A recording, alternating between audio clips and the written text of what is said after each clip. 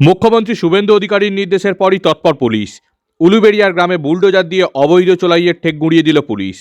সোমবার উলুবেড়িয়ার ধুলাসিমলা গ্রাম পঞ্চায়েতের অন্তর্গত শাখাভাঙা গ্রামে অভিযান চালায় হাওড়া গ্রামীণ জেলা পুলিশের উলুবেড়িয়া থানার পুলিশ। প্রবল বৃষ্টির মধ্যেও বুলডোজার চালিয়ে একের পর এক অবৈধ চোলাইয়ের ঠেক ভেঙে দেয় পুলিশ। প্রসঙ্গত উল্লেখ্য, দিন কয়েক আগে বারুইপুর থেকে মুখ্যমন্ত্রী শুভেন্দু অধিকারী পুলিশকে আগামী 2 সপ্তাহ ধরে অবৈধ মদ গাঁজার বিরুদ্ধে বিশেষ অভিযান চালানোর নির্দেশ দিয়েছিলেন। তারপরই বুলডোজার দিয়ে একের পর এক চোলাইয়ের ঠেক গুঁড়িয়ে দিল পুলিশ। এই অভিযান আগামী দিনেও চলবে বলে পুলিশ সূত্রে জানা গেছে।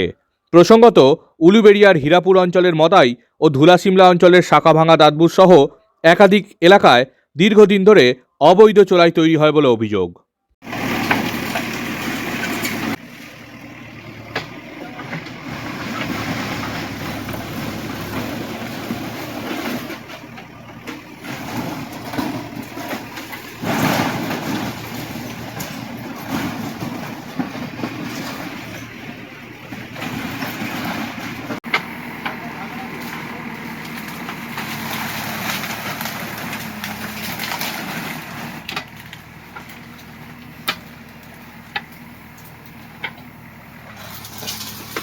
এটা তো ভালো না, দিন মানে গাল কথা।